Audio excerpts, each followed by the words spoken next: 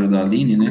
Eu cheguei a ouvir um vídeo dela, onde ela faz menção exatamente dos judeus sendo Isso, pulverizados pelo mundo, e aí uma das falas dela é que algumas pessoas com sobrenome Oliveira, por exemplo, muito exatamente. provavelmente fora judeu, e aí mudou o nome para que não ficasse tão evidente, a perseguição não ficasse tão maçante, né, como já era.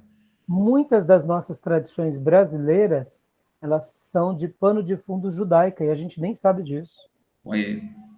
Muitas coisas. Assistem depois, eu ia indicar isso, pastor Johnny. Aline, Israel com a Aline. Ela vai fazer uns levantamentos sobre isso. Há uma grande professora erudita e ela defendia essas teses pegando documentos arqueológicos, históricos, sobre essa questão da identidade do povo brasileiro. Mas como antigamente, irmãos, você tem que lembrar que há 50 anos atrás a gente não tinha muito acervo e documentos sobre isso, e também não tínhamos essa questão do mapeamento genético. Hoje, por exemplo, se algum de nós aqui tiver alguns cascalhos extras para querer saber, por exemplo, qual é a sua ancestralidade, é fácil. Questão genética. Hoje você faz uns exames, eles vão te mostrar, por exemplo, de que você é ancestral da onde, de qual povo. Vai trazer as estatísticas. Por exemplo, hipoteticamente, Johnny Lúcio, né? Seu nome tem tudo a ver com o italiano, mas muitas vezes seus pais não eram, seus avós, tataravós, só passaram pela Itália, mas eles eram, sei lá, uma hipótese, eles eram só minutinhos. Ai, obrigado, amor. Eles eram da Turquia, mas eles ficaram, né, na Itália, e dali da Itália se misturaram um pouco, tá, e vieram para o Brasil. É quando você fala, não, eu sou italiano. Na realidade, você é mais turco do que italiano. Interessante, né? Então, hoje, nós, com essas ferramentas, a gente pode, inclusive, eu acredito, irmãos, na minha opinião, lembram que a Bíblia em Apocalipse fala que haverá um grande despertar, onde Deus levantará 144 mil missionários que sairão fazendo uma obra linda no mundo, né? Judeus, lembra dessa 144 mil? 144 mil testemunhas serão 144 mil ministros. A Bíblia classifica 12 mil de cada tribo. O que acontece? O texto e a profecia dá nome, endereço e dá até a condição de postura ética. Serão virgens. Olha que coisa fantástica. E farão uma grande obra naqueles dias. Como poderíamos saber de onde eles são se tudo isso foi perdido ao longo dos séculos? Mapeamento genético. A Bíblia já sabia de tudo isso. Fantástico, não? Fantástico. Por que eu estou falando isso? Depois pesquisem lá com a Aline, em Israel com a Aline, Oliveira, costumes, práticas que nós temos, são muitas coisas judaicas. Então, isso tudo mostra o quanto a gente está inserido nesse contexto que a gente nem imagina. Entendeu? Conhecer um pouco a história, conhecer um pouco essa questão, mostra. Muitos de nós, muitas vezes, a gente tem, talvez, né, na nossa linhagem, quem sabe, por exemplo, a gente é mais judeu do que a gente imagina e nem imaginava. Né? Agora, isso tudo não é para que a gente resgate o judaísmo antigo como culto, não, não. É para que a gente realmente honre as nossas origens, fazendo a leitura da nova aliança, mas sim, valorizando a nossa história. Porque se Deus te fizer saber de qual é a sua origem, glória a Deus. Diferente se você é árabe. Às vezes a gente está achando que a gente é judeu, a gente é árabe. A gente é descendente de Ismael. Tem mais árabe aqui do que, né? Então, só comentando. Entramos nisso por causa da questão das tribos, tá bom, gente? Vamos lá, vamos voltar aqui para o livro. Onde está o livro? Aqui.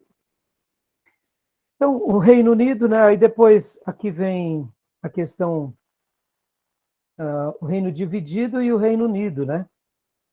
Com Josué, nós sabemos, é o Reino Unido. E depois, com aquele episódio de Jeroboão e Roboão, a divisão do reino.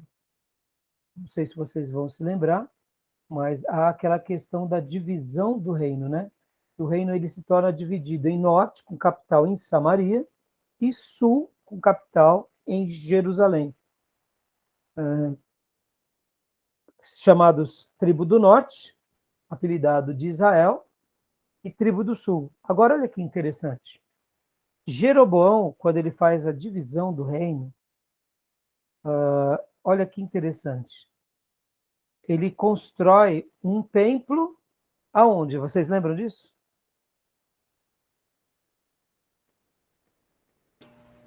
Em Siquém, ô pastor? Em Siquém. Que Siquém era? Lembra que a gente comentou bastante Siquém? Monte Ebal, Monte Gerizim. Foi o momento da divisão das terras, um lugar onde tinha uma história. Lembra Abraão, o primeiro altar? Sim. Jacó compra terras de Amã, pai de Siquém. Simeão e Levi cometem aquela atrocidade junto com os irmãos, maculam Siquém. Depois, José vai para o Egito, temos todo o episódio. Josué volta, conquista a terra. O primeiro acampamento é Gilgal, mas o último acampamento de Josué, onde ele consolida a conquista da terra, é Siquém. Siquém era um marco do quê? De aliança com Deus. Na divisão do reino, agora, ou quando o reino é dividido, é colocado o quê? Um poste ídolo, aonde? Em Siquém. Mais uma vez, para macular aquela história. Interessante, né? Forte isso, não? Dando uma ideia do seguinte, É forte. o inimigo, muitas vezes, assim como o inimigo tentou usar Simeão e Levi para macular Siquém, manchando a história de Abraão, agora no reino dividido, mais uma vez, houve uma mácula. No lugar onde era aliança com Deus, um rei carnal, que divide o reino, levanta um poste ídolo para confundir a cabeça do povo de Deus. Talvez você diga assim, Pastor Rai, mas não tem um episódio no livro de Josué onde os habitantes das 2,5 tribos criam um altar? Não é a mesma coisa? Lembra desse episódio ou não? Sim, sim. E aí eu pergunto para vocês, é a Eu mesma tô com um coisa? problema na conexão, eu tô vendo a sua voz muito truncada, pastor. E para você, Gil, está truncada também? Tá falhando às vezes, Puder. pastor Rai. É mesmo? O que será Eu que não é, sei hein? se é a minha conexão ou porque a minha conexão tá bastante ruim também. Bom, para mim aqui, aparentemente está boa, mas vão avisando, tá? Toda vez que der um problema. Então a pergunta foi o seguinte: lembra do episódio que as 2,5 tribos voltam para a casa deles e eles Sim, constroem um altar? sim, Lembra disso? No livro de Josué ou não? eu lembro. Né? É Josué capítulo de número...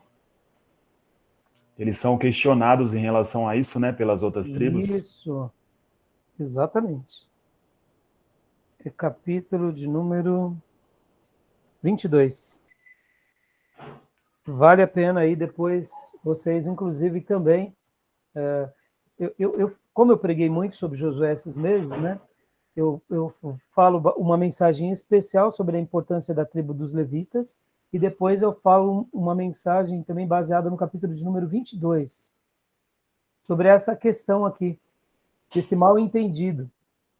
Porque juntam-se as 9,5 tribos e querem contra-atacar as 2,5 tribos, porque eles tinham construído um altar. Aí eu pergunto, a minha pergunta é, o que aquele que dividiu o reino, né? Ele estava fazendo a mesma coisa ou ele estava fazendo algo diferente? Pelo que eu lembro, ele não estava fazendo a mesma coisa, não. Ele tinha no coração dele que o altar verdadeiro ficava ainda em Jerusalém. Mas era só um marco, né, para que eles sempre se lembrassem do verdadeiro lugar. Acredito que seja isso, eu não lembro direito. Exatamente. Exatamente. A proposta ali, quando o reino se divide em Roboão e em Jeroboão, a proposta é o seguinte: nós não iremos mais adorar lá. Eu irei construir um outro lugar de adoração aqui, porque aqui a grande estratégia foi militar. Porque se eles forem para lá, no futuro eles podem voltar a pertencer àquele reino. Já em Josué capítulo de número 22, a ideia não foi essa. A ideia era unidade, era memorial. Já que quando há a divisão do reino, né, logo depois de Salomão, com tanto o filho dele cometendo as atrocidades, quanto também o outro líder desejando conquistar as tribos a norte, a gente vê que ali a ideia foi totalmente corrupta, totalmente maldosa, né? A gente pode ver que ele estabelece em Siquém e ele deposita ali a ideia do seguinte: olha, essa é a nossa capital, esse é o nosso lugar de adoração. Ali começa a corrupção declarada. Tá bom? Beleza até aí?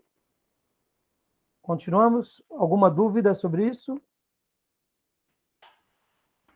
Tranquilo, tranquilo. Eu não quis interrompê-lo, é que tá travando, mas depois eu faço mais uma revisãozinha, que tá, para mim ainda tá falhando. Agora eu acho que a minha internet está com problema.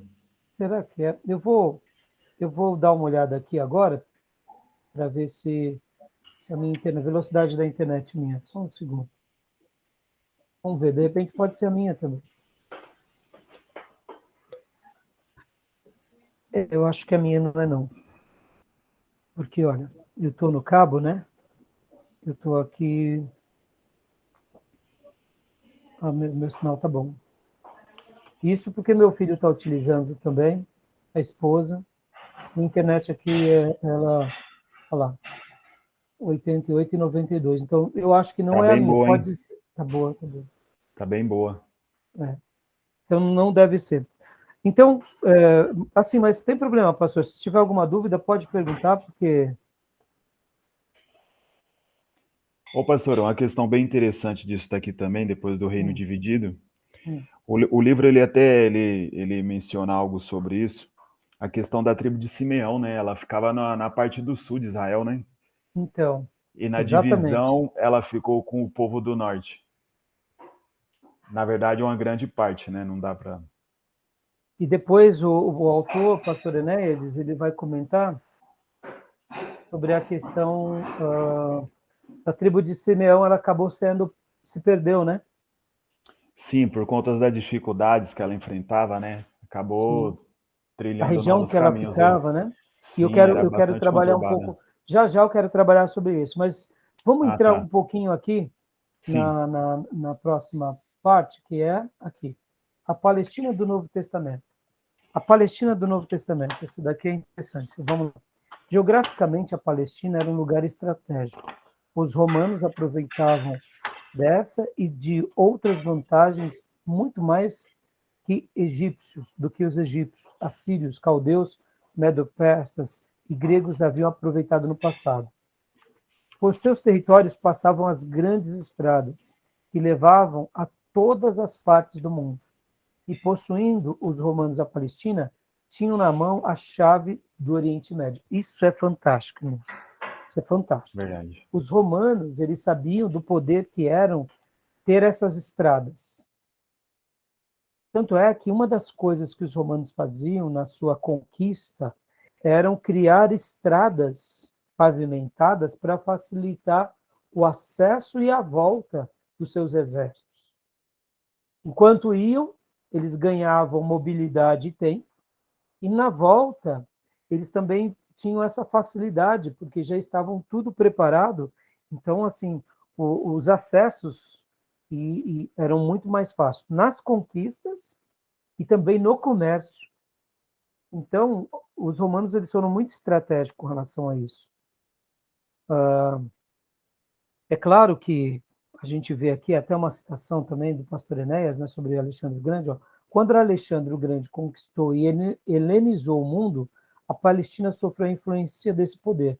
a luta dos irmãos Macabeus foi mais contra a cultura grega do que com o cruel Antíoco Epífanes.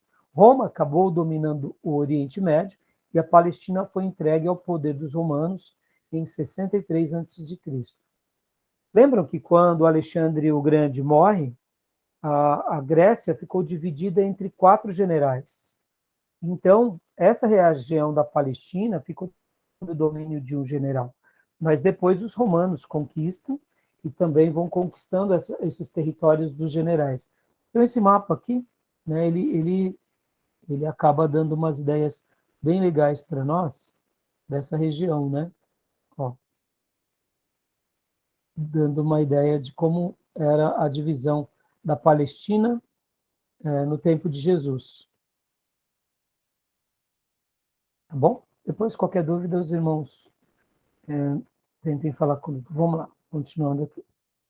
Então, assim, o que acontece? Nós não vamos gastar muito tempo sobre isso, sobre esse ponto, porque essa matéria nós dedicamos um tempo bem agradável em introdução ao Novo Testamento.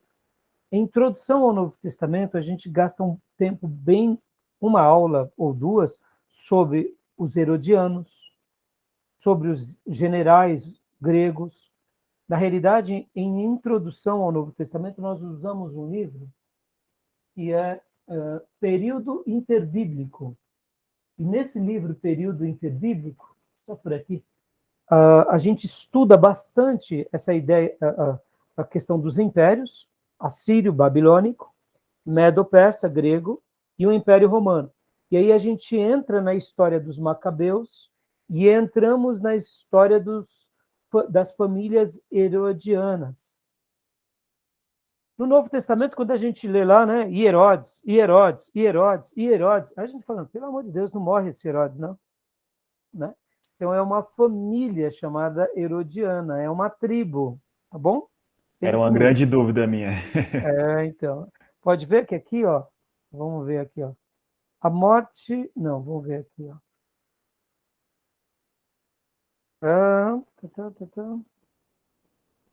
Vamos ler essa parte aqui. Leia para nós, pastor Johnny. Quando Herodes o Grande... Não, aqui. Alexandre. Isso. Quando Alexandre o Grande conquistou e helenizou o mundo, a Palestina sofreu a influência desse poder. A luta dos irmãos Macabeus foi mais contra a cultura grega do que com o cruel Antíoco Epífanes. Roma acabou dominando o Oriente Médio e a Palestina foi entregue ao poder dos romanos em 63 a.C. De Pompeu a Herodes o Grande, a Palestina foi governada pelo procônsul romano que residia na Síria. Seus limites abrangiam Idumeia, Samaria, Galiléia, Decápolis. Algumas cidades desfrutavam de certa liberdade que lhes fora outorgada ainda pelos gregos. Em cada uma dessas 4 regiões mencionadas, havia um governador indicado pelos romanos. Não havia coesão na pátria dos judeus. Cada uma das regiões agia independentemente da outra, e isso em prejuízo para todas. Olha Quando só, Herodes o Grande... Só fazer uma menção. Lembram que lá no Novo Testamento está assim, Decápolis. E lá aparece o Gadareno, o Gerazeno. Essas regiões, podem ver que ali eles criavam porcos. É ali onde tem alguns endemoniados. Eram culturas gregas misturadas entre os judeus.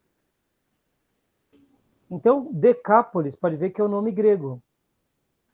São 10 cidades. 10 cidades. Entendeu? Então, aqui essa região é uma região muito dividida. Podem ver que o imperador romano, ele destinava os seus governos, mas havia aquela questão do poder daquele governador. Lembram na crucificação? Jesus é julgado por Pôncio Pilatos e depois ele encaminha a Herodes, um querendo trocar para o outro. Por quê? Porque ninguém queria ser o vilão. Era uma festa religiosa, eles precisavam estar presentes, que era autoridade política, mas eles não queriam se emaranhar com as questões religiosas. Por quê? Porque no passado, um tal profeta chamado João Batista já atazanou a vida de alguns Herodes. E aí vem Jesus, que também falava contra a família herodiana. Então, percebam, era uma cidade dividida. E quando a gente começa a entender um pouquinho essa questão geográfica, do domínio, da relação política, fica um pouco mais claro, né?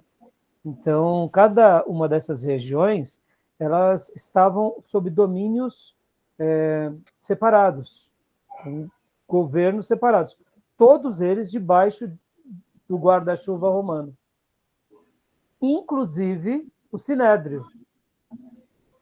Lembra quando pegam aquela prostituta e querem criar uma arapuca para Jesus? Eles usam a lei para tentar julgar Jesus. Porque se Jesus dissesse apedreja, Jesus iria ser entregue aos romanos, porque quem podia matar alguém não eram os judeus, eram os romanos. Os judeus não podiam dar essa última palavra. Então ali era uma arapuca. Porque mesmo o Sinédrio estava debaixo da tutela do que? Da lei romana. Agora, olha que interessante. Jesus não tinha todo o poder de desbancar o Império Romano? Como Deus? Por que ele não fez Totalmente. isso? Por que Jesus não entra, por exemplo, no palácio dos romanos e ora ao Pai pedindo que mandasse anjos e destrói tudo? Ele poderia. Perceba, Jesus, quando ele inaugura o que nós chamamos de nova aliança, ele deixa uma nova mensagem para nós. Vamos fazer uma leitura aqui das cruzadas. Nas cruzadas não eram isso que os líderes religiosos queriam? Destruir e dominar pela força os incrédulos? Mas o Cristo não fez isso. Entendeu? Então isso mostra como a gente tem que saber caminhar nessa questão da cidadania, da sociedade, da política e da religião até os nossos dias. Jesus, ele faz essa separação. Jesus, ele poderia muito bem entrar nos templos pagãos romanos e destruir os ídolos. Por que ele não fez isso? Porque a questão não é essa. Não é a obrigação da destruição à força. É vencer pelo amor e pela pregação do evangelho.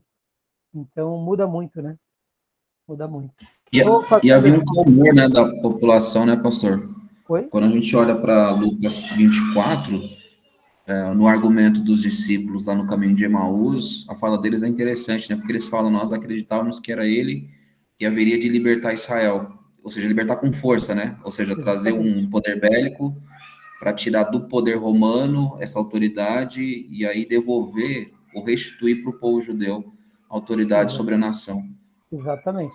Então, Jesus, ele poderia ter feito tudo isso, e ele não fez de propósito, e ele mostrou que o reino dele tem outras leis, outras dimensões, outros propósitos e outras armas. E ele vence todas as coisas no mundo espiritual. Qual é a mensagem que ele nos deixa? Que se nós não conquistarmos espiritualmente, de nada vale fisicamente. Pode ver que nós somos fruto de uma geração que quer conquistar fisicamente, mesmo que espiritualmente esteja errado. Mas Jesus, ele nos ensina com a nova aliança que uma conquista só tem sentido se ela nascer da água e do espírito, senão não tem sentido, né? Em outras palavras, ele conquista os nossos corações, ele abre as portas do céu, ele vence o diabo e ele nos faz reconstruir um mundo melhor com as armas de Deus, não com as armas dos homens. Isso é fantástico. Fiz esse comentário porque aqui a gente vê Jesus vindo pregar uma mensagem poderosa num reino dividido, e ele não se torna partidário, mas ele se torna rei dos reis para dominar e vencer por todos nós. Inclusive, nesses dias de caos na nossa nação, em que alguns vivem polarizando de forma doentemente uma guerra santa, nós, como filhos de Deus, precisamos tomar muito cuidado para a gente não se enveredar para caminhos cegos, como foram nas cruzadas na história da igreja cristã, ou como era o desejo dos judeus nos dias bíblicos.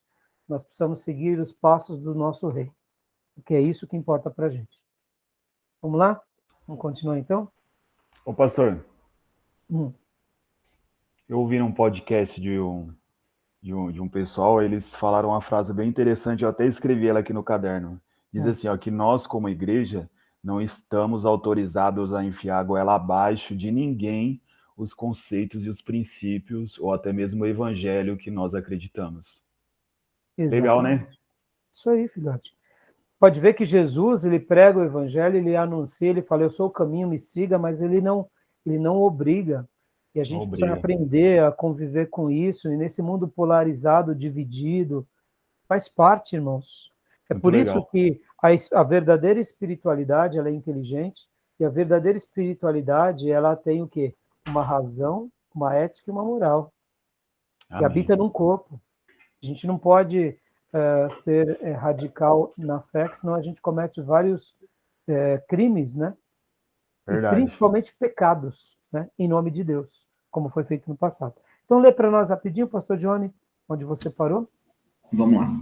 Quando Herodes o Grande foi indicado pelo imperador Augusto, rei da Palestina, procurou imediatamente unir o país. Conseguiu. A Palestina, que não passava de um aglomerado de cidades, tornou-se uma confederação consistente. Sob Herodes o Grande, seus limites iam de Dan, ao norte, até o rio do Egito, ao sul. A leste, toda a Transjordânia, incluindo Pérea, Itureia, Traconites, Auranites e Betânia, e a oeste o mar Mediterrâneo. As pequenas e as grandes cidades da Palestina estavam debaixo da mão forte e eficiente do grande Herodes. Ele estabeleceu centros fortificados em cidades como Hebrom, Euleterópolis, Heródion, Massada, Jerusalém, Gezer, Gófina, Siquém, Samaria, Megido, Giscala, Jericó, Fazaeles, Alexandrinum, Arquelais, Citópolis, Tiberíades, Cafarnaum, Corazim, Marqueus. Quase Olha todas só, né? essas. Só um comentário. Percebam a força poderosa que houve sobre esse governador, essa família, debaixo da tutela romana. Então, quando a gente lê o Novo Testamento, a gente vê como ela era uma família influente e politicamente respaldada pelo imperador dos seus dias. Continua, meu irmão. Pois é, né? Ampliou mesmo as tendas aqui. Quase todos esses lugares eram fortificados com muros ou com contingentes militares. Herodes o Grande foi reconhecido como um dos maiores administradores de Israel desde os tempos de Salomão. Levou suas reformas administrativas e seus empreendimentos por toda Israel, agradando os judeus e causando surpresa aos romanos. A morte de Herodes o Grande desencadeou uma série de transtornos que conduziram a nação de Israel a um semicaos. Herodes Olha só, morreu. fazer só um comentário aqui. Não, só um minuto. Foi Herodes, esse Herodes, que reconstruiu o templo de Zorobabel e de Esdras. Aquele templo era menor, mas ele foi um administrador tão exímio e foi uma pessoa que teve tanta notoriedade que ele também, por ser um judeu, guardem isso, a família herodiana era uma família judaica, mas ela tinha uma relação menos judaica e mais política. Tanto é que aqui ele, além de fazer as suas expansões, ele também aqui ele vai e atinge o coração de todos os judeus, que é construir o grande templo, edificá-lo e expandi-lo. Então, na realidade, o segundo templo é aqui um terceiro templo, né? Ele recebe, no caso, uma reforma geral. Sobre aquele templo é construído um grande templo, que é o chamado Templo de Herodes, né? Que é o que foi destruído pelos romanos no ano 70. Interessante, né? É considerado o segundo templo, porque foi o templo da reconstrução, só que agora ele é ampliado, né? Então, alguns vão chamá-lo de terceiro templo também, tá bom? Pode ler para nós, irmão? Quando morreu? Herodes morreu quando? Vamos lá. Bom, Herodes morreu quando Jesus deveria ter de 3 para 4 anos. Os romanos dominavam a Palestina desde 63 a.C. Os dominadores de Israel resolveram retalhar a terra dos judeus e o fizeram do seguinte modo. E aqui, Herodes Arquelau. Ok. isso, agora aqui, só para, a gente só vai passar por cima, aqui houve uma divisão dessa família, então, em Introdução ao Novo Testamento, a gente vai estudar com mais detalhes sobre esse ponto, tá bom? Tudo bem? Beleza, irmão? Só para a gente não ficar aqui tanto focado na família herodiana. Vocês querem comentar mais alguma coisa? Tem alguma dúvida? Não, ok, pastor. Né? Porque a leitura ela é bem clara, ela é bem autoexplicativa, né? O pastor Enéas, com muita propriedade, faz uma menção muito legal sobre isso. Vamos agora falar. Pode falar. Não, só um complemento. No livro do Justo Gonzalez, a história ilustrada do cristianismo, ele fala bem também, detalha, tal como o pastor Enéas fez aqui. É bem interessante. Sobre a família herodiana, né? Sobre a família herodiana, isso aí. E vai ser legal essa matéria, irmãos, porque a gente começa a entender um pouquinho essa questão da mistura da fé com a religião. Quando eu tento, muitas vezes, caminhar unindo as duas debaixo daquela tutela política dominante. Pode ver que João Batista era mal visto. E ele perde a cabeça porque ele falou uma coisa. Vem cá, irmãos. Vou fazer uma pergunta aqui. Fazer uma aplicação pastoral. Vem cá. João Batista nos nossos dias, o que ele falaria para nós, né? Vamos pensar, entendeu? O que ele falaria para cada um de nós? João Batista nos nossos dias, o que ele falaria aos líderes das nossas denominações, das nossas igrejas? João Batista nos nossos dias, o que ele falaria aos nossos políticos? Prefeitos, vereadores, deputados, Supremo? O que ele falaria aos governadores da nossa nação? O que ele falaria ao presidente da nossa nação? Pensem, né? João Batista perdeu a cabeça porque ele foi falar de algo, vamos dizer assim, nos nossos dias, nenhum problema, né? Herodes só tinha casado com a mulher do seu irmão. Mas essa foi a razão dele ter perdido a cabeça. Aí a pergunta que surge é, ele precisava disso? Porque ele não viveu. Porque ele não reteve essa mensagem. Aí eu digo, ele não seria João Batista, né? Ele não seria aquele que prepara o caminho adequadamente. Então é interessante isso, irmãos, como é forte essa questão de ser um profeta de Deus na Terra, né? Como é forte. Pode ver, ali tinha uma mensagem poderosa às pessoas,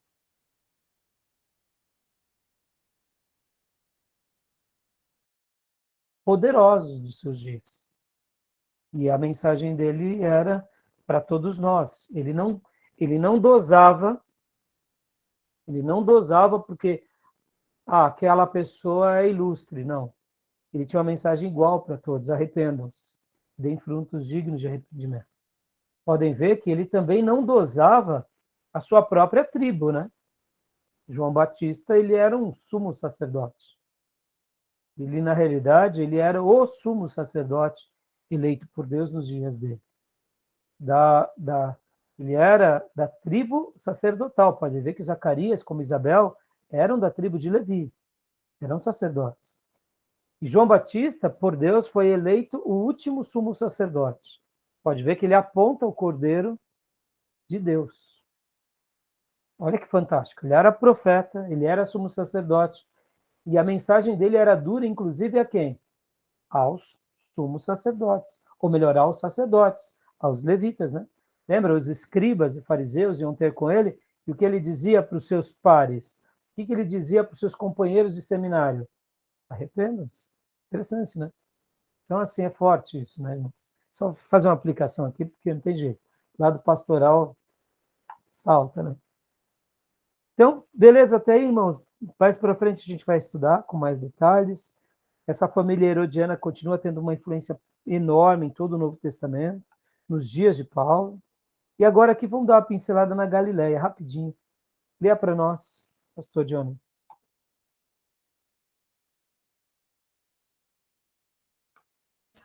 Vamos lá, Galileia. Nome. O nome Galileia vem do hebraico Galil, que significa anel, círculo, região. Na Bíblia, há mais de 60 vezes, há mais de 60 vezes ocorrências da Galileia, sendo a maioria no Novo Testamento.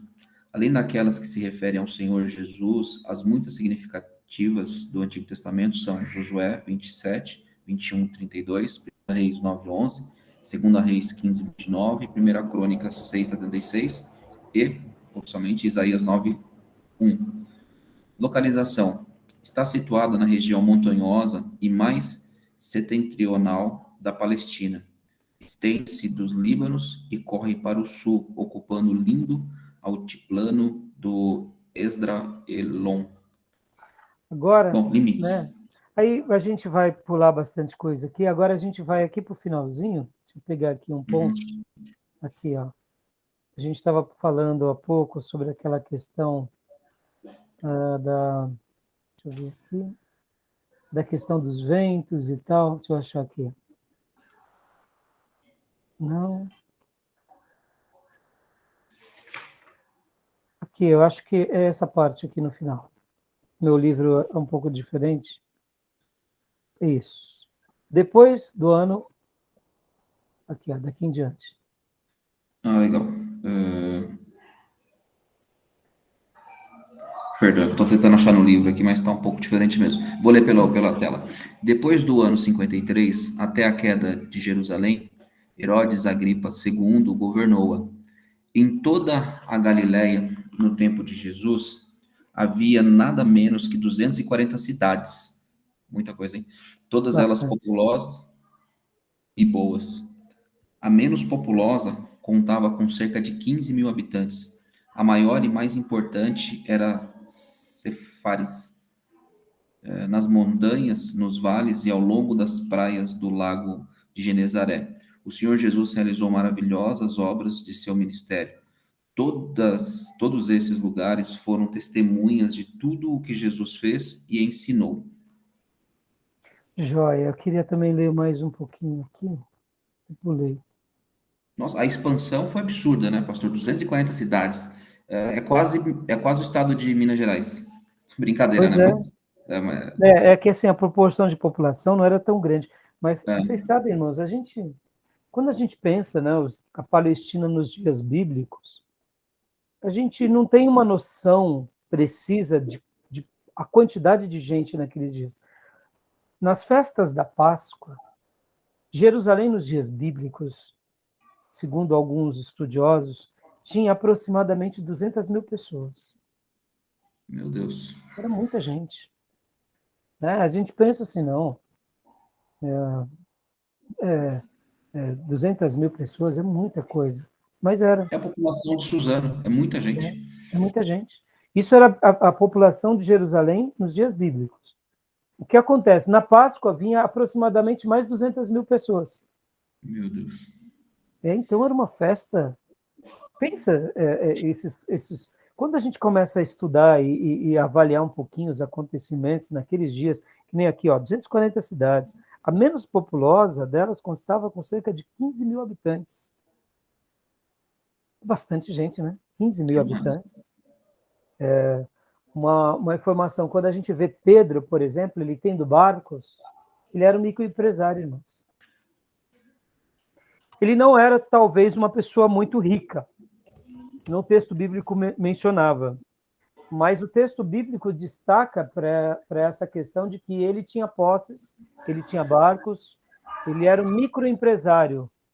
Vamos pensar assim, a pesca naqueles dias, para essa região, era algo imprescindível, porque tinha muito peixe, então, logo, aquele que realmente tivesse êxito nessa tarefa de pescador, e tivesse ali vários funcionários, ele tinha uma renda boa, porque as pessoas que viviam aqui margeando o Mar da Galileia, elas diretamente dependiam da pesca.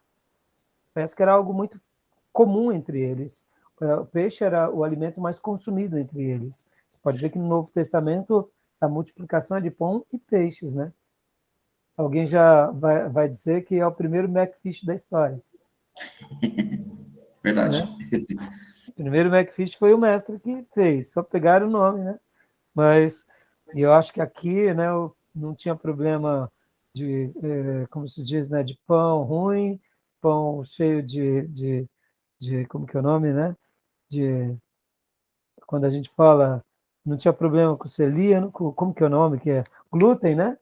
O peixe aqui era um peixe bom, sem ser contaminado, mas é uma coisa fantástica, né? Quando a gente começa a entender isso. Ah, deixa eu dar um outro detalhe pastoral aqui. Olha só, olha que coisa rica, hein? Pedro, Tiago e João eram o quê? Pescadores. Mas eles eram também o quê? Sócios, não eram? Sim. Pedro, Tiago e João eram sócios. Tiago e João eram irmãos. Olha que coisa forte, hein, irmãos? Quando você já vive em aliança nas coisas da vida, a aliança no reino de Deus só vai ser um presente. Dos 12, quem foram os 3 principais apóstolos? Pedro, Tiago e João. Por quê? Porque eles já viviam em aliança na vida. Quando você já vive em aliança na vida, o reino de Deus só se torna um presente a mais na sua vida. Glória a Fantástico, Deus. não? Glória a Forte, hein? Deus. É forte, hein? Muitas vezes não basta a gente ter... Guarda isso, irmãos. Não foi à toa que Jesus separa esses daqui e separa esses 3. Não era questão da posse, do dinheiro, porque o endinheirado da turma era Mateus, né? Ele era publicano. Quem pagava as contas durante um bom tempo foi Mateus. Mas quem se torna os 3 principais foram aqueles que viviam em aliança. Amigos íntimos. Então é possível você fazer com que aquela amizade que você já tinha só melhore em Deus. Agora, isso não significa que quando a gente tem uma irmandade, a gente pode ter sociedades muito bem estruturadas, porque de repente a gente não confia nos irmãos. Forte, hein? Pensem nisso depois. Depois a gente comenta mais sobre isso. O que eu ia querer ler era aqui também. Ó. Aqui, era uma região aberta ao Senhor. Leia para nós aqui. Daqui em diante. Era uma região aberta ao Senhor, Jesus. O pai quis que seu filho unigênito passasse a infância e a juventude em Nazaré, que está na região.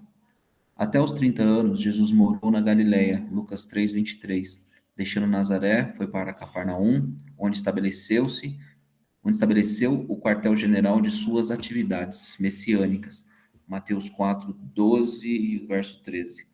Dos 36 meses do seu ministério terreno, pelo menos 18 meses Jesus passou na Galiléia.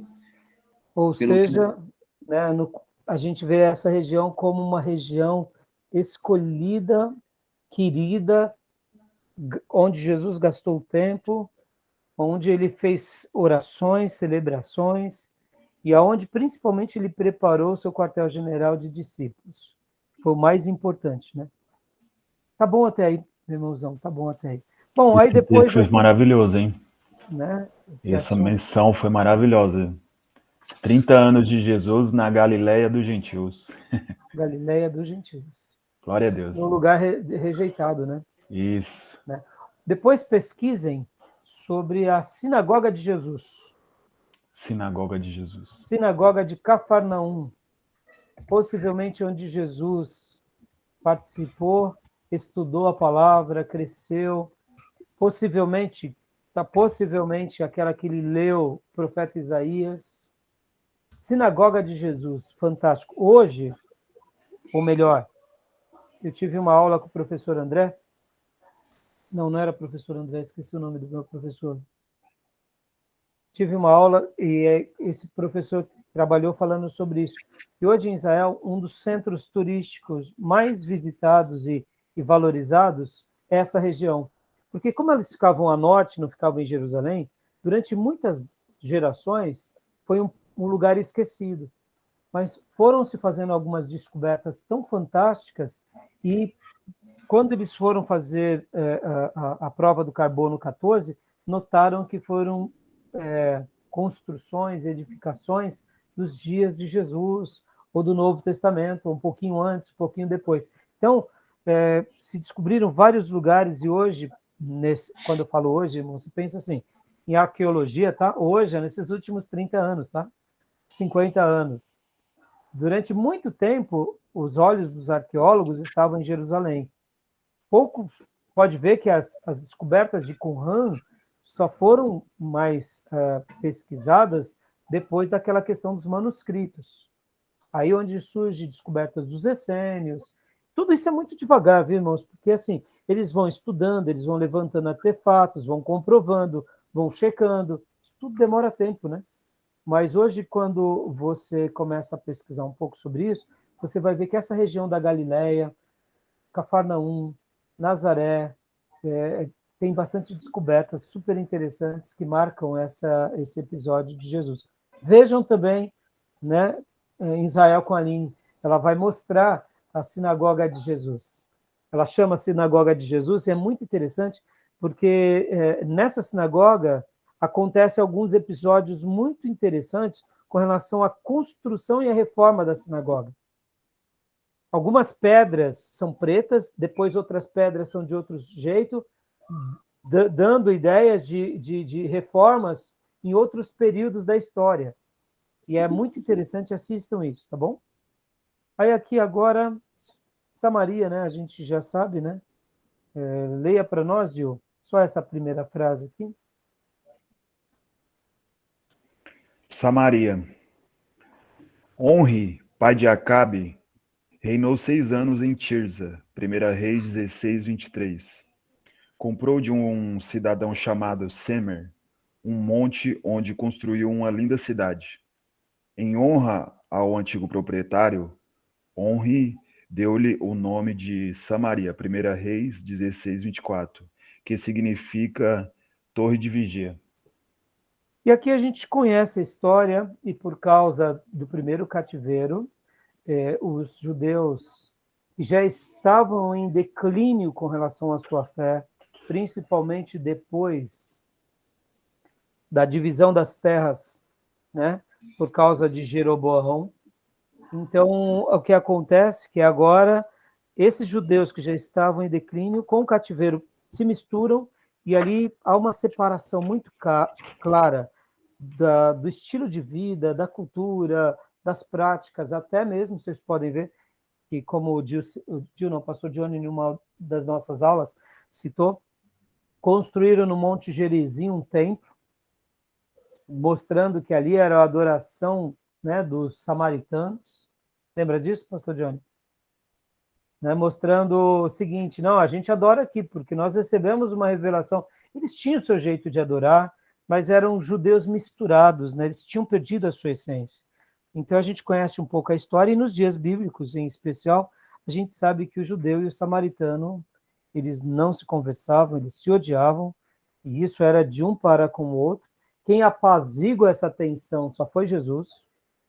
Irmãos, não pensem vocês que se não fosse Jesus, possivelmente isso não teria sido apaziguado. E Jesus foi categórico na sua mensagem, ganhando a samaritana, pregando para os samaritanos, mas mostrando que depois Samaria seria o plano B da evangelização.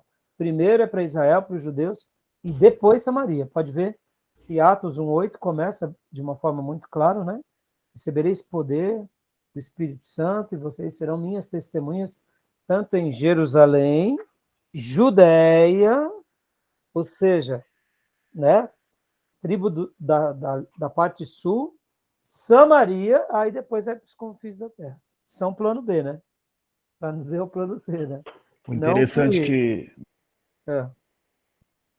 Pode continuar, pastor. Depois eu Não, falo. então, e podem ver que ali, logo na sequência, nós aprendemos na aula de pneumatologia que Deus derrama o Espírito Santo também entre os judeus, né, no dia de Pentecostes. Depois veio derramar entre os samaritanos, mostrando, ó, quebrou as barreiras. Quebrou as barreiras. Eu me lembro de uma aula que eu fiz menção que a Torre de Babel era o homem na sua carne querendo chegar a Deus, falava uma língua só, e Deus amaldiçoa dando várias línguas. E ele se espalha. E o Pentecostes é agora Deus vindo aos homens e dando uma nova língua, e nós nos unimos para a adoração ao Todo-Poderoso. Glória a Fantástico. Deus. Né? Então, você vê que quando Deus intervém na história, ele intervém para nos punir e nos dispersar, ou ele vem na história para nos unir e nos abençoar. E o Pentecoste foi isso, né? Pegam as tribos, pegam os povos, derramam o Espírito e nos une numa nova linguagem, que é a linguagem espiritual. Pode ver que não há divisão entre judeu e grego, porque somos um em Cristo. Fantástico. E isso não acontece pela nossa performance, mas acontece pela obra do Nazareno e pelo poder do Espírito, que isso é obra divina. Porque senão a gente quer construir torre para chegar no céu pela força do nosso braço. Toda vez que acontece isso, a gente constrói os nossos templos, vem Deus e destrói, mas aí vem o Espírito Santo e é derramado sobre nós, e ele nos une e nos constrói. Mas a obra dele é para a glória dele, né? Então é fantástico isso. E a gente voltando aqui, havia duas grandes tensões, pelo menos no Novo Testamento, que era a tensão do desprezo da mulher e o desprezo dos outros povos, em especial aos samaritanos. E Jesus, ele resgata o valor da mulher e resgata o valor das outras pessoas, mas ele mostra a importância do povo judeu, isso é fato. Fala, Gil, o que você ia dizer? Não, eu falo nós, né? Eu ia falar que ia dar ênfase aqui na citação do pastor Enéas Tonini, que ele fala que Samaria era o brinco dos dias bíblicos, né? Era o brinco que Herodes cuidava muito bem de Samaria, chegava a ser até mais bela que a própria Jerusalém. Muito legal isso aí, essa citação Olha, dele. muito bom. Sim, sim. E assim, irmãos, como tudo, né? Você vê como nós precisamos tomar cuidado com essa questão do racismo, né? Porque muitas vezes nós somos racistas e nem imaginamos que somos racistas, né? Pode ver que aqui havia uma ira muito grande por parte dos judeus contra os samaritanos e os samaritanos contra os judeus. E é por isso que Jesus ele gasta tanto tempo quebrando essas barreiras e destruindo essas divisões, né? Guardem essa frase, irmãos. O verdadeiro evangelho, ele destrói muros e ele cria pontes. Guarde isso. Pode ver que Deus é a grande ponte entre nós. Havia um abismo chamado pecado, que nos distanciava de Deus, e Jesus, na cruz, nos une ao Pai. E toda obra de Deus, ele destrói muros que nos separam, porque muros são criações nossas, ora para nos proteger, e ora também para nos guardar, mas muitas vezes a gente, dentro dos nossos muros e guetos, a gente acaba também tendo preconceito contra os outros. E Deus destrói sempre muros e cria sobre nós pontes, porque é assim que o Evangelho é, né? Então a gente vê que aqui é a construção de pontes entre todos e não a construção de muros. Quando eu sou enfático, irmãos, contra os neopentecostais, eu faço porque realmente eles têm um serviço, mas eu não posso negar que a gente está aqui também construindo muros, né, no sentido, desculpa, construindo pontes, né, no sentido de questionar os erros deles, teológicos, mas a gente não pode dizer que a gente concorda, né, senão a gente estaria... Então a gente quer construir pontes, não muros, falei errado. A gente é enfático nas nossas palavras, nas nossas denúncias, porque na história da igreja a gente vê que muitas vezes quem foi muito complacente com coisas erradas acabou pecando e pecando muito. É o caso dos religiosos dos dias bíblicos. Podem ver que eles negam João Batista, eles negam Jesus e eles valorizam Herodes. Tem sentido, né? Podem ver que nos dias bíblicos, inclusive lá em Atos, Herodes faz um discurso e o povo diz que é a voz de Deus. E o que acontece com ele? Lembra?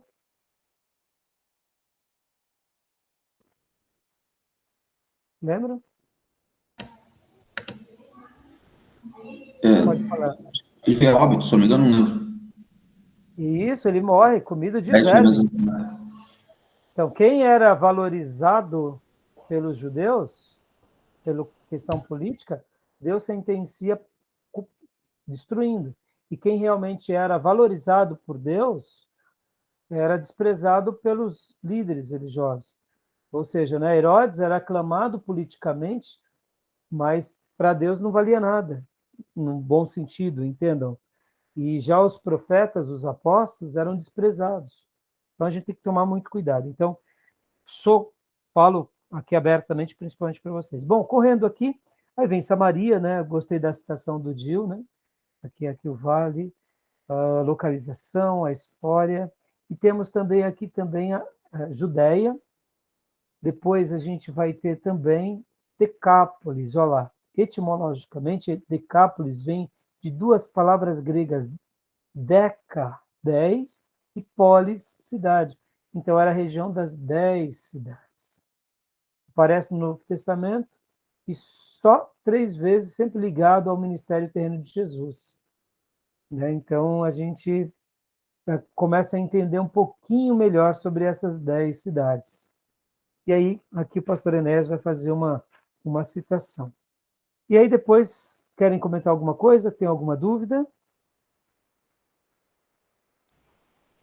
É legal a citação que o pastor faz sobre Decápolis, que fala algumas áreas lá, dadas como prêmios para os soldados, né?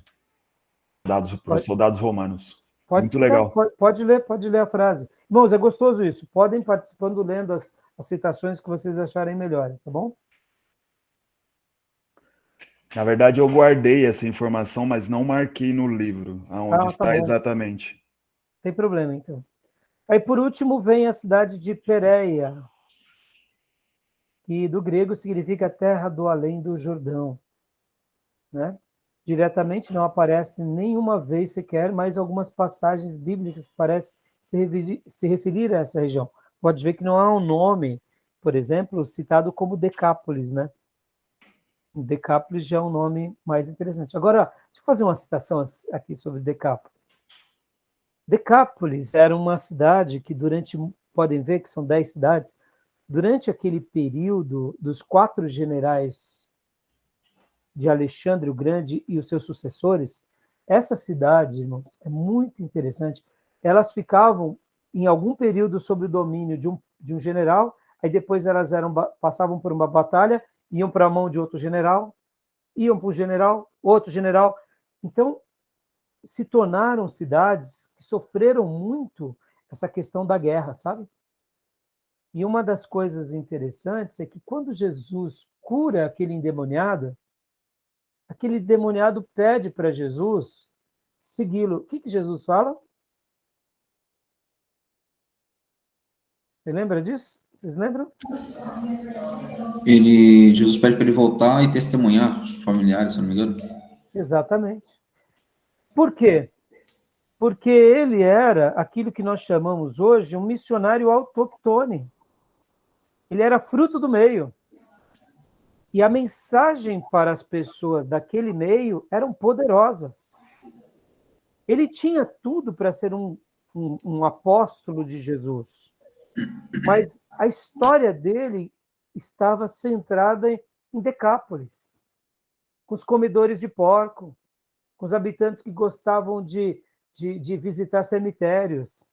Ele era uma lenda viva, fazia terror, quebrava correntes. A mensagem dele seria mais poderosa onde? Entre os deles. Fantástico, não? Então, quando a gente entende um pouquinho essa questão, a gente fala, o nosso mestre é extraordinário. Ele não faz nada por acaso. Ele separa a dedo seus instrumentos com obras específicas, com características específicas. Vou parar a gravação aqui para continuar o último bloco, tá bom? E eu quero falar sobre a mulher samaritana nesse contexto. Querem beber uma aguinha, irmãos? Aproveitem.